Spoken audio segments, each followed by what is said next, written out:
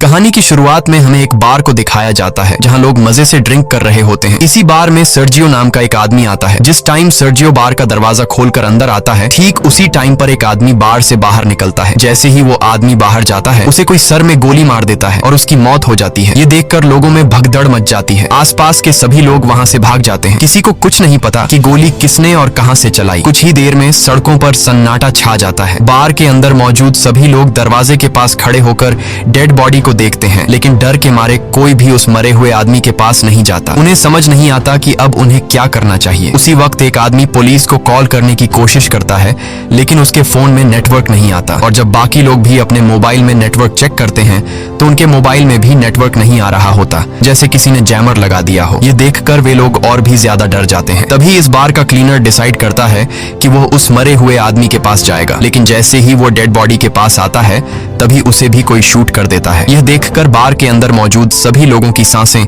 गले में अटक जाती हैं और डर के मारे जमीन पर लेट जाते हैं ताकि स्नाइपर उन्हें शूट न कर सके। सभी को एक बात समझ आ जाती है कि बार से बाहर जाने का मतलब अपनी मौत को बुलाना है। वे लोग टीवी ऑन करते हैं ताकि उन्हें पता चल सके कि आखिर यहाँ क्या चल रहा है, लेकिन इस हादसे के बारे में टीवी पर कोई खबर नहीं चल रही होती। वो लोग परेशान हो जाते हैं कि मैड्रिड जैसे बड़े शहर के बीचों बीच दो लोगों को सड़क पर गोली मार दी गई, लेकिन इसके बारे में टीवी पर कुछ भी नहीं दिखाया जा रहा। जैसे ही उनकी नजर बाहर जाती है तो वहाँ से दोनों लाशें गायब हो चुकी होती हैं और साथ ही उनका खून भी वहाँ से साफ कर दिया गया होता है। सभी को कुछ समझ नहीं आता कि यहाँ क्या हो रहा है। तभी सीटुर कहता है कि मुझे लगता है कि किसी ने हम सबको किडनैप कर लिया है और वो चाहता है कि हम में से कोई भी यहाँ से बाहर ना निकले। तब सर्जियो कहता है कि हो सकता है हम में से कोई एक आतंकवादी हो जिसके पास कोई बॉम्ब हो और सरकार उसे पकड़कर मारना चाहती हो ताकि वो यहाँ से बाहर जाकर पब्लिक प्लेस में ब्लास्ट न कर सके। ये सुनकर एक आदमी जिसका नाम नाचो है, वो चुपके से अपने पैर से एक ब्लैक कलर के बैग को छुपा देता है। ऐसा करते हुए सर्जियो उसे देख लेता है। अब सर्जियो को यकीन हो जाता है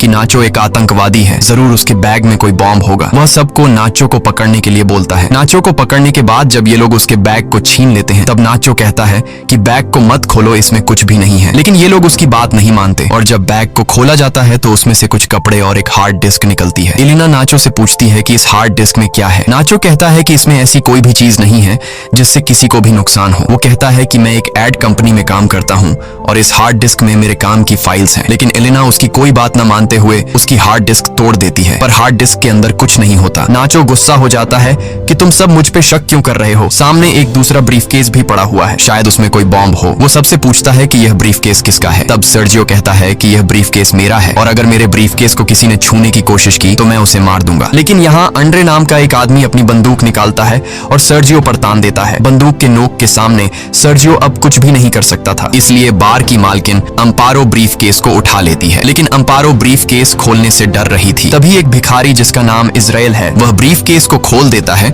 और ब्रीफकेस के अंदर से सारा लेडीज का सामान बाहर निकलता है। सर्जियो कहता है कि मुझे यह सब बेचना पड़ता है और लोगों को मेरे इस काम के बारे में बताने में मुझे शर्म आती है। इससे पहले कि कोई कुछ समझ पाता, उसी वक्त उन्हें बाथरूम से एक अजीब सी आवाज आती है। जब ये लोग वॉशरूम का दरवाजा खोलने की कोशिश करते हैं तो दरवाजा अंदर से लॉक होता है। ये लोग किसी तरह दरवाजा खोलकर बाथरूम में जाते हैं और देखते हैं कि वहाँ पर एक मोटा आदमी पड़ा हुआ है जो कि बेहोश है। दरअसल कहानी की शुरुआत में ये आदमी खांसते खांसते इस वॉशरूम में आया था और तब से वो यहीं पर बेहोश पड़ा है। इस आदमी के पास एक इंजेक्शन भी पड़ा होता है। ये लोग इससे एक नशेड़ी समझकर वहीं पर छोड़ देते हैं। तभी इन लोगों को बाहर से गाड़ियों की आवाज आती है। जैसे ही ये लोग बाहर के गेट के पास जाते हैं तो ये देखते हैं कि बाहर बहुत सारे आर्मी ऑफिसर्स आए हैं जिनके चेहरों पर मास्क लगा हुआ है। आर्मी सोल्जर्स को देखकर ये लोग बहुत खुश हो जाते हैं और मदद के लिए पुकारने लगते हैं। ये सोल्जर्स वहाँ पर बहुत सारे टायर्स का ढेर बनाते हैं और उन टायर्स को जलाकर वहाँ से चले जाते हैं। हालांकि सभी को लग रहा था कि ये हमारी मदद करने आए हैं, लेकिन वो इनकी मदद नहीं करते और वहाँ से चले जाते हैं। कुछ देर बाद टीवी पर न्यूज दिखाई जाती है कि सिटी के एक बहुत बड़े हिस्से में आग लग गई है, इसीलिए उस जगह को सील कर दिया गया है और उस जगह पर अब कोई भी नहीं जा सकता। बार में फंसे लोगों को कुछ समझ नहीं आता कि सरकार झूठ क्यों बोल रही है। ये आग सरकार ने खुद लगाई है, उन्होंने हमें देख भी लिया फिर भी हमें नहीं ले जा रहे। तभी वो आदमी जो बाथरूम के अंदर बेहोश था, वो अचानक सबके सामने आ जाता है। उसकी पूरी बॉडी बुरी तरह से फूल गई होती है, साथ ही उसकी आंखें भी सफेद लाइट की तरह चमक रही होती हैं। वो आदमी कहता है कि मेरे पास मत आना और मुझे छूने की कोशिश बिल्कुल भी मत करना। ये कहकर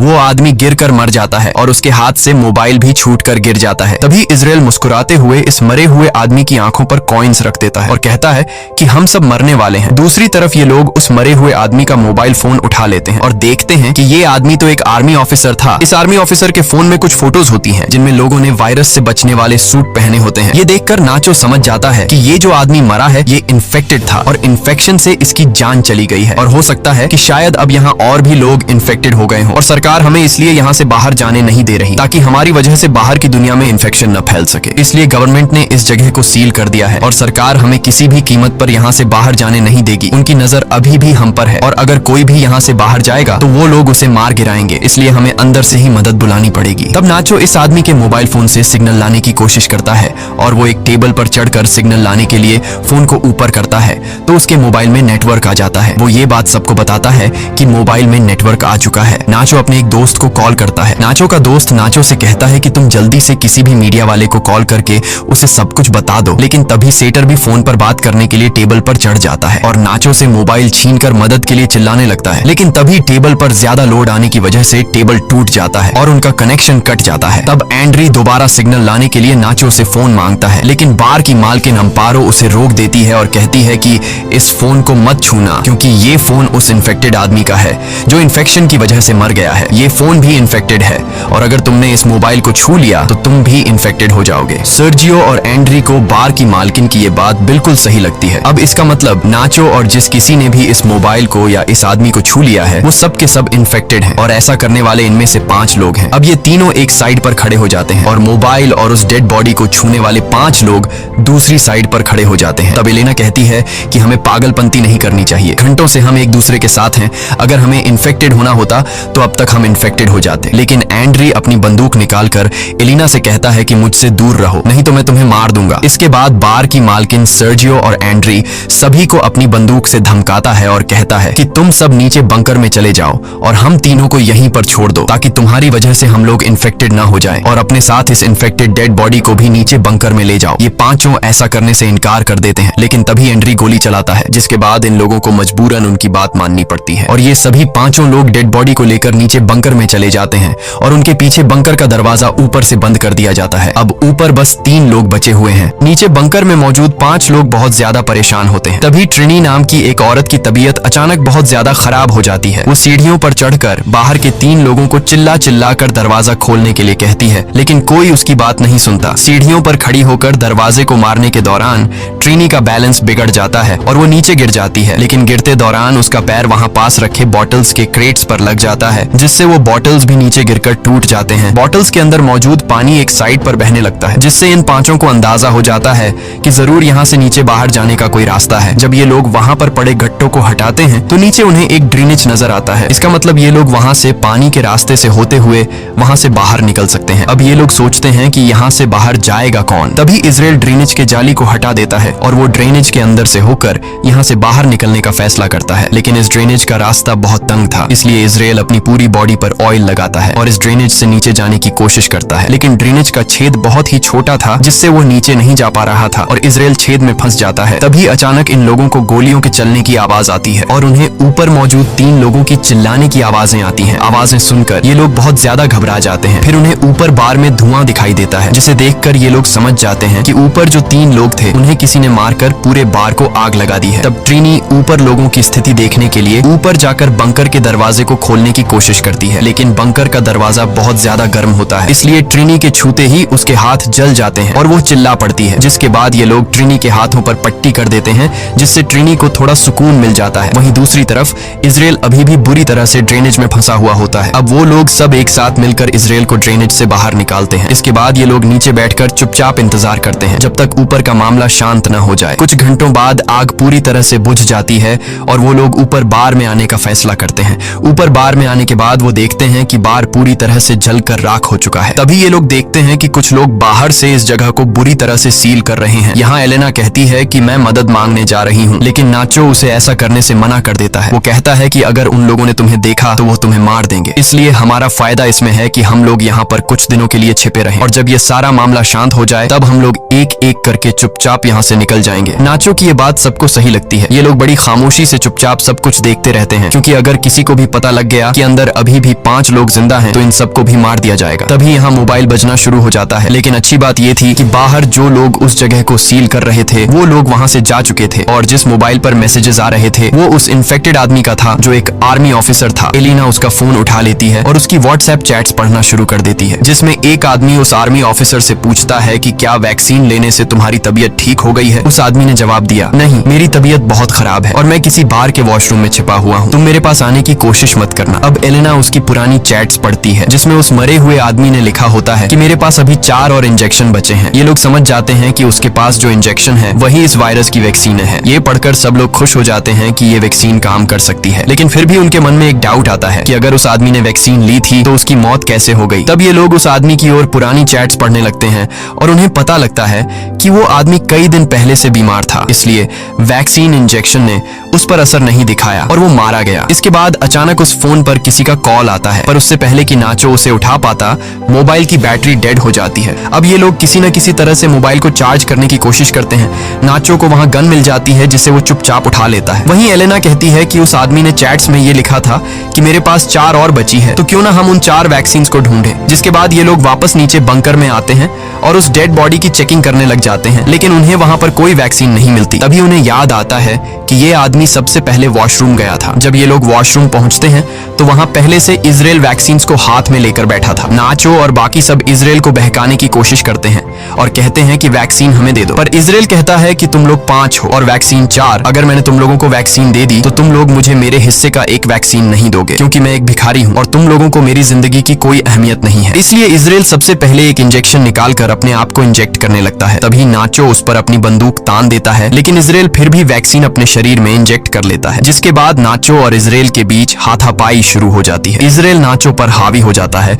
और उसकी गन को छीन लेता है। इसी हाथापाई के दौरान वैक्सीन इजराइल के हाथ से छूटकर नीचे बंकर में गिर जाती है। ट्रिनी जल्दी से बंकर में जाकर वैक्सीन को उठा लेती है। वैक्सीन को हाथों में लेकर वो बहुत खुश होती है, लेकिन उसके हाथ पर पटिया होने की वजह से वह वैक्सीन को सही से पकड़ नहीं पाती और तभी उसके हाथ से वैक्सीन छूट जाती है और नीचे नाले में गिर जाती है। अब ये लोग दोबारा परेशान हो जाते हैं और सोचते हैं कि हम में से किसी न किसी को तो नीचे जाना पड़ेगा। इन सब में से एलिना सबसे पतली होती है, इसलिए ये लोग उससे पूछते हैं कि क्या तुम अंदर जाकर उन वैक्सीन को ला सकती हो। पहले तो एलिना मना कर देती है, लेकिन फिर बाद में वह मान जाती है। जिसके बाद एलिना की बॉडी पर ऑयल लगाया जाता है और उसे उस छोटे से छेद के अंदर जबरदस्ती धकेलने लगते हैं। बड़ी ही मशक्कत के बाद वो नीचे नाले में गिर जाती है। काफी देर तक नाले के पानी में ढूंढने के बाद आखिरकार एलिना को वैक्सीन मिल जाती है और वह पानी से बाहर आ जाती है। तभी नाचो एलिना की तरफ नीचे एक तार फेंकता है और नाचो उससे कहता है कि तुम वैक्सीन को इस तार से बांध लो और फिर मैं इन वैक्सीन को ऊपर ले आऊंगा। लेकिन एलिना साफ साफ मना कर देती है,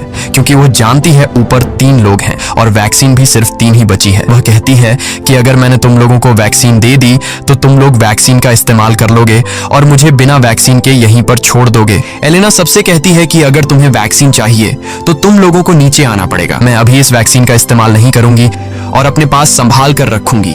जब तुम सब नीचे आ जाओगे तब हम बैठकर फैसला करेंगे। अब ऊपर मौजूद लोगों के पास और कोई दूसरा रास्ता तो था नहीं, इसलिए ये लोग उस छेद का रास्ता बड़ा करने के लिए उसे तोड़ने लग जाते हैं। जब ये लोग छेद को तोड़ने में लगे होते हैं तब एलिना बाहर का रास्ता ढूंढना शुरू कर देती है। थोड़ी दूर जाने के बाद उसे एक जगह पर रोशनी दिखाई देती है। सबसे पहले वह इंजेक्शंस को वहां पर बने एक गड्ढे में छुपा देती है। उसके बाद वह सीढ़ियों से ऊपर जाकर देखती है कि बाहर बहुत सारी पुलिस फोर्स है जिन्होंने पूरे एरिया को कवर कर रखा है और वो लोग बार में मरे उनके 3 साथियों को जला रहे हैं। तब हम देखते हैं कि बाकी के 4 लोग जो ऊपर बंकर में थे उन्होंने छेद का रास्ता बड़ा कर दिया है और वे भी अब किसी न किसी तरह से नीचे आ जाते हैं। नीचे आते ही इजराइल और नाचो के बीच एक बार फिर फाइट शुरू हो जाती है। नाचो इस बार इजराइल से गन छीनना चाहता था और इस बार नाचो उससे बंदूक छीन लेता है। तभी पानी के अंदर से गोली चलने की आवाज आती है और नाचो ऊपर आ जाता है। जब ये लोग देखते हैं कि नाचो तो ऊपर आ गया है पर इजराइल अभी तक बाहर नहीं आया, तो वो समझ जाते हैं कि इजराइल मर चुका है और ये लोग आपस में एक दूसरे को कहने लगते हैं कि नाचो ने इजराइल को मार डाला।